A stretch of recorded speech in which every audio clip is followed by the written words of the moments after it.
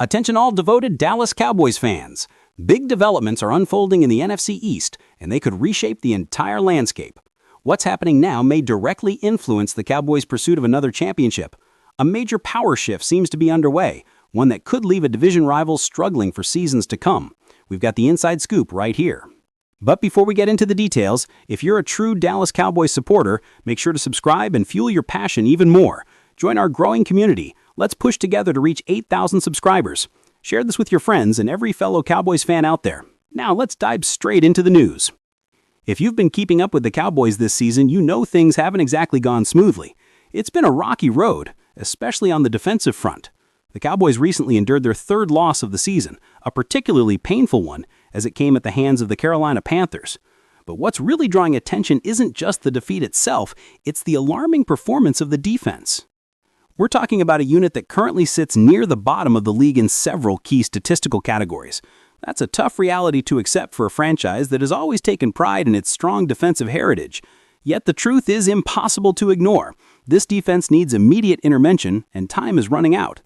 Taking a broader look, the Cowboys' defense has now allowed opponents to score 30 or more points in 5 separate games this season. That's a serious red flag.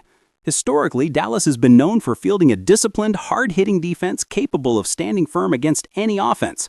But this year, that identity seems to have slipped away. The struggles are undeniable, and the impact is being felt across the board.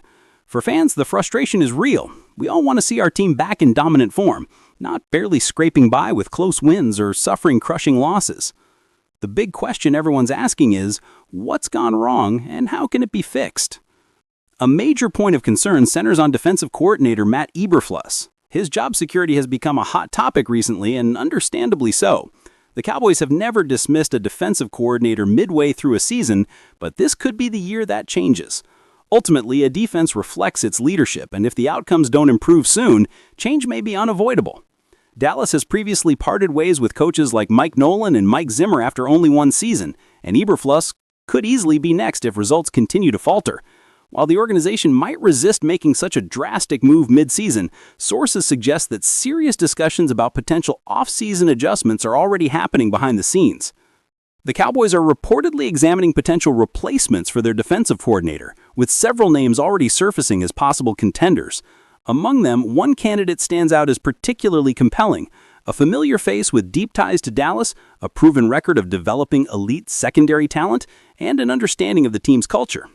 This coach previously played a major role in transforming Trayvon Diggs into one of the top cornerbacks in the NFL and was instrumental in Darren Bland's emergence as a star.